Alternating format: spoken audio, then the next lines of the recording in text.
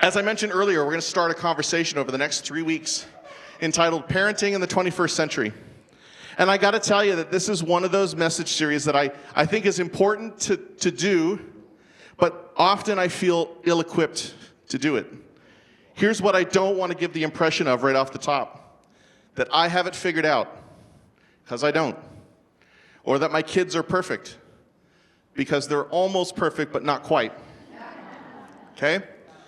Right? I enter this conversation with you as a learner, as somebody who is trying to figure it out. And you might be sitting here going, yeah, so I'm going to come for the next 3 weeks. I don't have kids. Like, that phase of my life is finished, or that phase of my life hasn't even started yet. Good news, I think there's something here for you too, mostly because I don't think raising up the next generation is the job of just people who have kids of a certain age. I think raising up the next generation really is a village activity. I bet you, if you think about it for a second, you have some people in your life that you're related to, or maybe you're not related to, and you are interacting and intersecting with their kids. And what is more important than thinking about our legacy, thinking about the people that we leave behind us when our time on earth is done? I think this is a really important conversation. I think it's for everybody, so I hope that you'll dive in with us. Now, maybe you're not quite sure what investment should look like, right?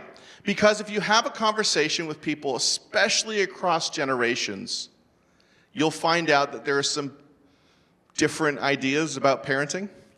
Have you ever run into this before? Have you ever been having a conversation with somebody older or younger than you and realized that you are fundamentally on a different page with what it means to raise children than the person that you're talking to? Yeah, I just recently read an article in the Globe and Mail that outlined this. It was a story of a mom and her daughter. The daughter was now entering her child-rearing years. Mom and daughter shared a remarkable relationship, like one of those relationships that transcends mother-daughter, one of those relationships that becomes friendship over time. In fact, so much so that when the daughter got married, she invited the mother not just to sit in the front row and have a place of honor, but to be one of her bridesmaids and to stand next to her during her wedding. They had a really extraordinary, remarkable, beautiful relationship until the daughter had kids of her own. And it started to implode. It started to change. And they really had a hard time understanding why. The mother, the older woman in the story, is confused because here I have the fruit of my parenthood turning out to be this wonderful relationship between us. Surely I have something to offer when it comes to this parenting conversation. But it seemed as though they had a very fundamental difference in their parenting philosophies and their style. And they were really struggling with their relationship in this new world that they had entered into. Let me try and make just a little bit of sense of this for all of us. Because in the last 100 years, if we go back just 100 years ago, the conversation around parenting has changed wildly, from what I understand. I'm not quite that old yet, feeling older all the time, but I'm not there. Some of you might actually kind of remember the very earliest, sort of parenting philosophy. I'm going to talk about the early 20th century, okay? Like, let's say the 1920s. What was going on in the world and what was the parenting philosophy? Well, at the time, we were just coming on the end of the Industrial Revolution, right? Things like home electricity, refrigeration, automobiles were not commonplace in most people's homes, okay? Like a wildly different existence than any of us are living right now. And because technology had not kind of become pervasive in society, it affected everything, including healthcare. At that time, the major concern for a parent was not how to get 4 kids to 4 different soccer games on the same Saturday. The main concern was, I got to keep this kid alive. Right? Totally different conversation. And so the parenting conversation went something like this, as I understand it. Again, I wasn't there. You can correct me if I'm wrong later, but we're going to go with this for now because it's the information that I have. Okay? And I've got the microphone. So the idea was this. Help your kids become resilient enough to live in the harsh world that they find themselves in. Dr. John Watson gave this advice to parents at that time. Don't hug or kiss your children. It makes them weak. And they won't be able to survive. They need to toughen up. Okay? 100 years ago, the pervasive parenting advice in our culture was do not hug and kiss your children. It'll make them weak and they need to survive. That lasted a fairly long period of time. And I mean, when I read that, I was like, oh, this is why it was so hard for my grandmas to hug and kiss me. It was normal behavior in our house, not normal behavior for them. It wasn't how they were taught to interact with children. And then in the 1960s, we're going to take a pretty good jump here. Along comes Dr. Spock, right? And Dr. Spock says, you all need to calm down and loosen up a bit and let these kids be kids, right? And all of a sudden, we're introduced to free-range parenting. You know, the kind of parenting where it's like, hey, kids, go outside. And I lived through some of this. Go outside. I'm going to lock the back door. Don't come back until supper. Right? You're on your own. Have fun. Right? There's a little bit of that survival mechanism in it as well, but there was a lot of like, you know, but if your kid falls down and comes home early before supper and they skin their knee, it's okay to show them empathy. It's okay to give them a kiss. It's okay to comfort them. Invite them back into the house. And then once their knee is all fixed up, kick them out again. Okay? 1980s, I grew up as a kid in a pastor's home, so very much like my kids are growing up right now. My mom and dad had a hero of parenting. His name was Dr. James Dobson. Is anybody familiar with Dr. Dobson? You probably have to be a church person to be familiar with this guy, okay? So apologies to anybody I just excluded there. Dr. Dobson, you know, was part of sort of like the tough love. Like there was definitely definitely hugs and kisses and all that kind of stuff sort of was a part of my parents, you know, but there were very defined rules to what I could and could not do as a child. Mom and dad were in charge, right? I was the kid. I was going to do what they were told. But they had come to a place where they realized, like, I blessed, my mom was fantastic, way better than I am, at just every day saying, Tim, have I told you I loved you today? You know, wildly different, though, than the house that she grew up in, okay? Which then sort of comes into, you know, that, but by the way, that generation with their sort of like defined rules and spaces, that's where we get the term helicopter parenting from, right? Make sure the kids are okay, where they need to be, right? You know, define boundaries, but love them. Helicopter parenting has become what some people call snowplow parenting. Snowplow parenting is the kind of parenting where you actually clear the way for your children. Like you think that the ultimate job is for you to create the laneway in which your child needs to exist. This is where the wildly packed schedules of today sort of come from, right? The idea here is like, I don't just have to create some like moral boundaries for my children. I need to be active and a participant in creating a future that they should live in. Right? Does this sound familiar at all? I'm, by the way, not passing judgment on any of these things. I'm just trying to give you the information, right? Okay? You can see how the idea that we should create this future, we should, be a huge part of our kids' everyday life. We should make sure that they get to all these places, and we should, we've moved to a place where we're very conscientious about our kids' feelings and empathy. You know, anybody's a student of Dr. Becky in the room, right? Like we're at a way different place than we were 100 years ago, yes? Right?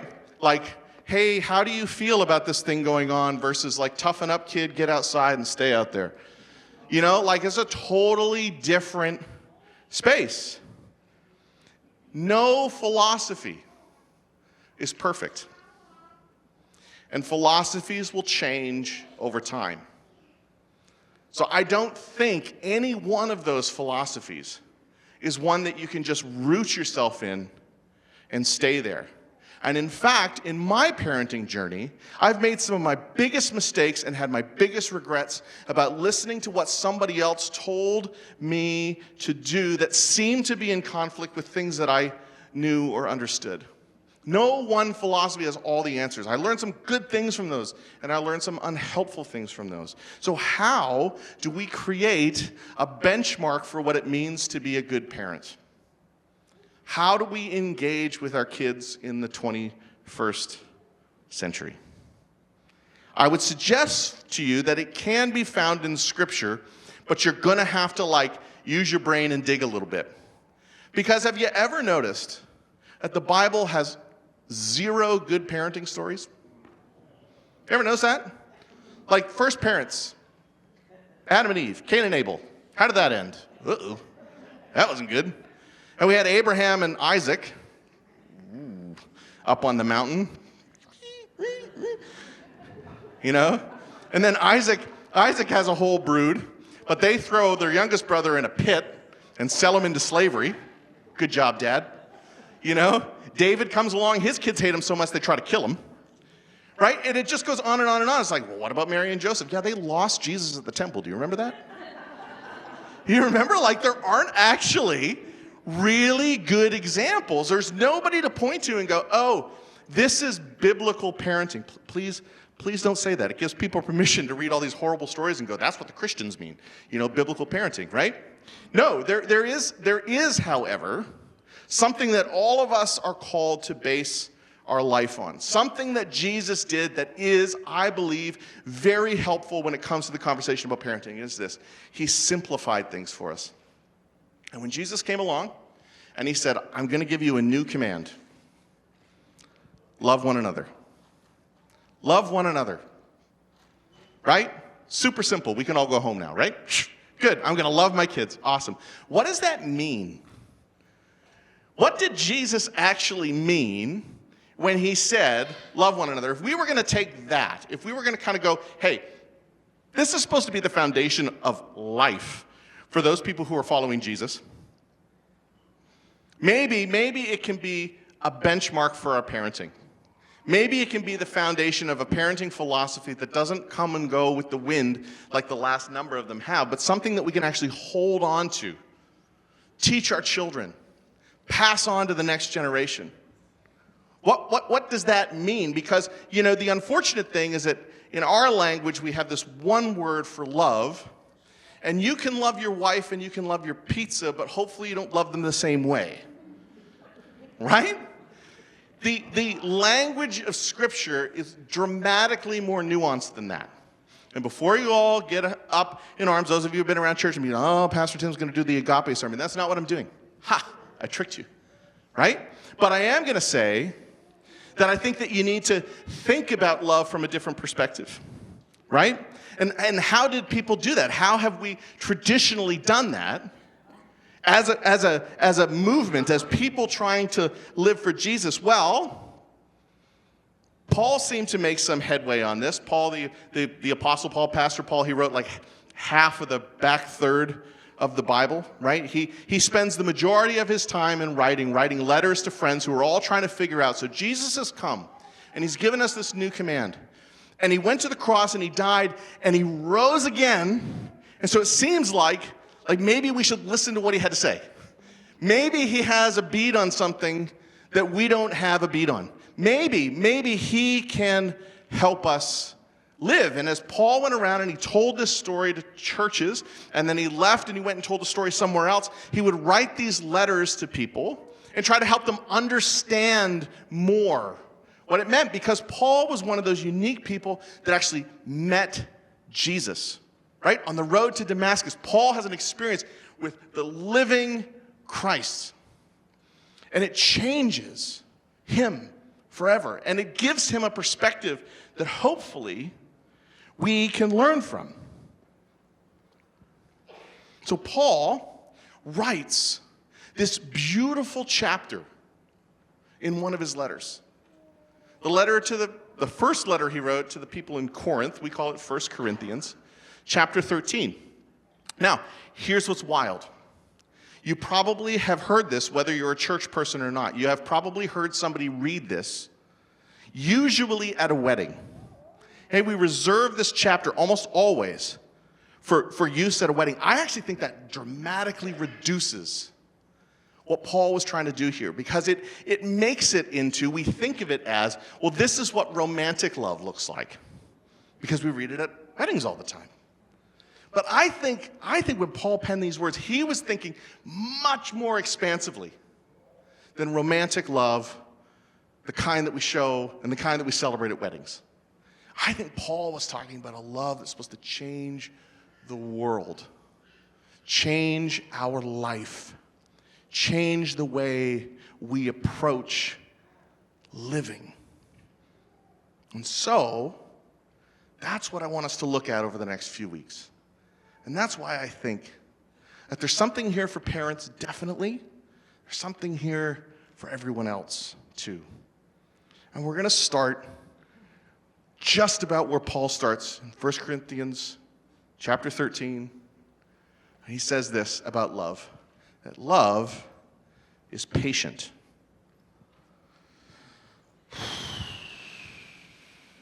Love is patient. I am not. Okay? Like, let me just do a little bit of confession with you right now. Partially because my wife, children, and in-laws are sitting in the room. Okay? So, like, I can't lie to you anyway. So I might as well just tell you the truth. Right? I have learned so much about the depth of my impatience by being a father. The first night we brought my daughter home from the hospital. Okay? Like, I thought I knew what to expect. Right? People are like, you're not going to sleep for months. That's true. That's true. What they didn't prepare me for is that when she cried in the middle of the night, and I had no way to console her, that a fire would get set in my stomach that then radiated out through my whole body, making me break out into sweats and actually go red because I was so frustrated at not being able to fix what was ailing my daughter. I don't know if anybody else has ever had this experience. I never had that experience before I had kids. Layla came home. We went to sleep. Everything was cool. She started crying. I overheated.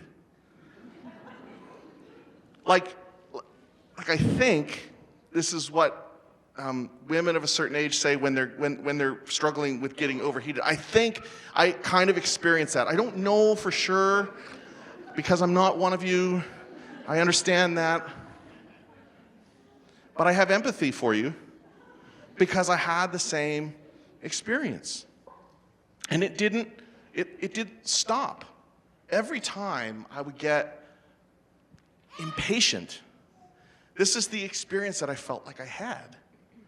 Layla and I still talk about this a fair amount. When Layla was 2 years old, we moved to Toronto to help start a church from scratch. And at that time, Melissa was just kind of feeling like, I need to sometimes not take care of a 2-year-old. So she got a job so that she had something to do during the day, so that she could go and have adult friends and adult conversations. Don't know if this is a common experience with anyone, but she just got to that point where it's like, I love my kid, but I also love being a human. So I'm gonna go and I'm gonna get this job, which meant Dad was up during the day sometimes, and I had a flexible job, so this seemed like a great thing. I had a laptop, we had a little desk in the corner of our apartment, and I would sit there typing and trying to do work and trying to make connections. Again, this is like entrepreneurialism for churches. We were trying to start something from scratch, so it was all like trying to make these connections and make friends and all this kind of stuff in a city we had never lived in before. And so I would be sitting there at the desk, doing my work. And if Layla got to the point where I had ignored her too much, she would come Okay, it's hard to do with the mic in my hand. She would come and stick her little head between my body, the desk, and my arm here while I was working. Okay, it was a maneuver. She did it all the time. And every time she did it, the furnace would turn on. You know? And at the time, I was just so blind to what she was trying to say. She wasn't trying to frustrate me, right? Like, she's just 2 years old. She was just trying to say, Dad, I need you right now. And I look back on that period of time, and I have so much regret about it. Because I didn't slow down for her, you know? I was trying to do something important in the world, not realizing that the most important thing I will ever do is be her dad, right? So when I say love is patient, and I am not, when I say that I'm here to learn with you, I hope you hear me. I hope you hear me say this isn't easy. Like, if you read that word and it's easy for you, oh my gosh, can we have coffee? Can we have coffee? And I know that the patience comes in different degrees, and I'm probably a particularly impatient person, and some of you are way better at this than I am, and that's part of the beauty of being a part of a church. If you're one of the patient people and you know an impatient person, invite them out for coffee, okay? Guys, I don't have time to have 17 coffees this week, but we can learn together, right? We can learn together. Impatience is an important thing for us to tackle down, because what it does, what I have learned, is that it separates you from the people that you want to be close to, right? It separates you. It creates a gap and a distance. Not paying enough attention to my kid when they were looking for it is a missed opportunity to get closer to my kid, which is what you want, right? Like, someday you're not going to be able to tell your kids what to do anymore. So one of my former youth pastors told me that ends are somewhere around the ages of 15 to 16. You stop being able to tell your kids what to do.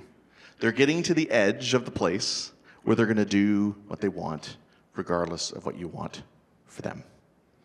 And that's the moment, moms and dads, we need to make sure that we've done enough work to draw the kids close. Because in those moments, you want them to want to do the thing that you ask them to do, right? Impatience gets in the way of that process. Impatience is the thing that's trying to sabotage us from being close to our kids. And by the way, that's true for you in your work relationships. It's true of you in your extra family relationships. You know, if we are constantly so busy and so moving that we can't slow down and get on somebody else's agenda for a few minutes, practice some patience, we miss the opportunity to create the bonds that we really need to make. And so patience, as it relates to our relationships and parenting, patience invites us to affirm before we get ambitious. It prioritizes affirmation over our ambition. This is what I've learned about what patience requires, right? It requires us to slow down, to consider things from somebody else's perspective, to give them our full invested time and attention. And it's hard to do. It is by definition, a sacrificial investment, right? You have to put down the thing that feels important to you in that moment to give to somebody else, which incidentally is exactly what Jesus has done for all of us, right? You think about the depth of sacrifice that he made to be near us, to be with us, to spend time with us, to long suffer all the foolish things that we do so that he can stay with us, be near to us. The sacrifice that God made to send his one and only Son to be with us, knowing what the end result would be. That Jesus would walk into Jerusalem and know that it meant his death. And he did it anyway because he knew that was what was required to be with us. What lengths would we not go to, should we not go to make sure that we have the kind of relationship with our kids that we deeply desire? And incidentally, I just mentioned our foolishness. Can I tell you that one of the most helpful and important idioms that I've ever been told about creating patience and positive relationship with their kids? You just pass this little nugget on. There'll probably be a few of these little isms that we have around our house. You need to figure out, as you parent your children, the difference between defiance and childhood foolishness. Right? Defiance and childhood foolishness. So as I realize on the back or some of the backside of my parenting journey that far too often I got far too worked up about something that was just foolishness. You know what foolishness is, right? Foolishness is the opposite of wisdom. And wisdom is the ability to connect cause and effect. As simple as that. Wisdom is the ability to connect cause and effect. If I do this, then this will happen. It would be awesome if our children came out of the womb wise, right? It would be awesome if I came out of the womb wise. They don't have the ability to connect cause and effect, right? So they do these things, and if we're in the wrong state, they frustrate us, they test our patience. But then that's a me problem, not a them problem, right? That's me not giving enough time and attention and figuring out what's going on in their life. Now, sometimes kids are just naughty, and they're trying to test your patience, but you have to know the difference between the two. Separate childhood foolishness from outright defiance. In your own world of trying to figure out when should I listen to my triggers and when should I put them down?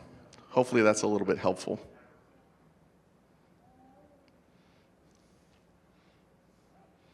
Here's what I'm hopeful that we might do together this week.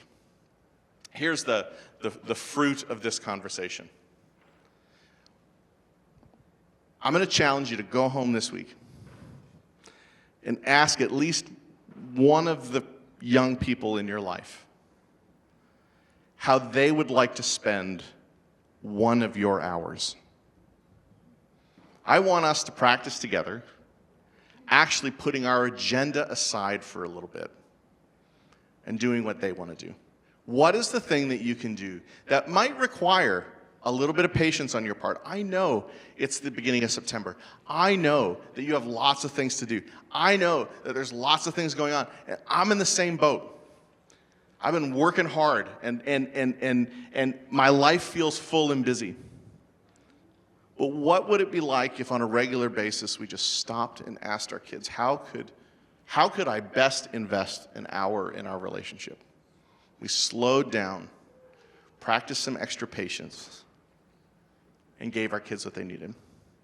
That's my advice to you this week. That's where this all kind of comes down. It gets practical, and the rubber hits the road.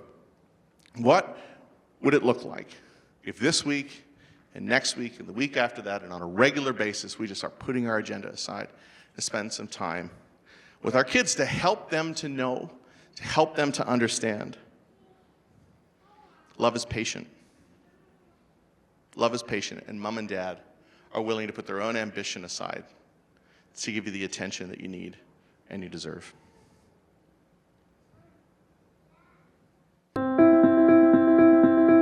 Let's be honest, conversations about faith are usually off limits. It's gotten to the point where the church can be the last place you would think to have a conversation about God. Well, we want to change that. Starting Point is a place where no questions or discussions are off limits. It's not about a teacher giving you information, it's about a conversation.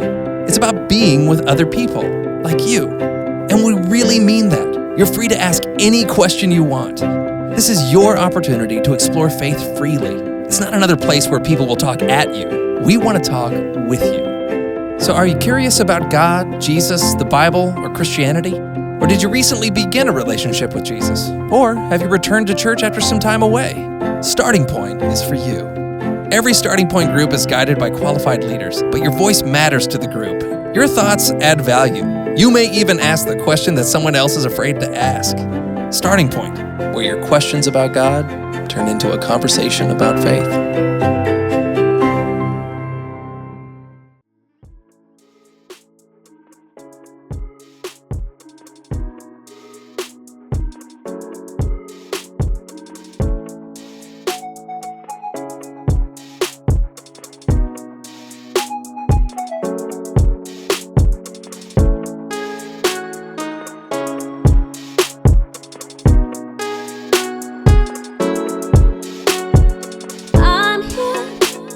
When you need somebody,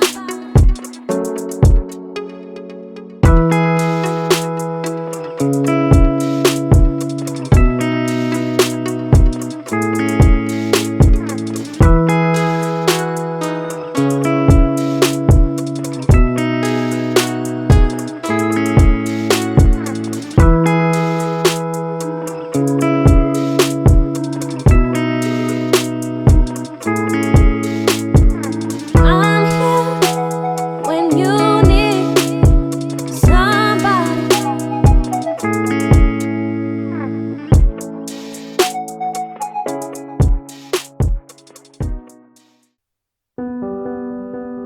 Our connections,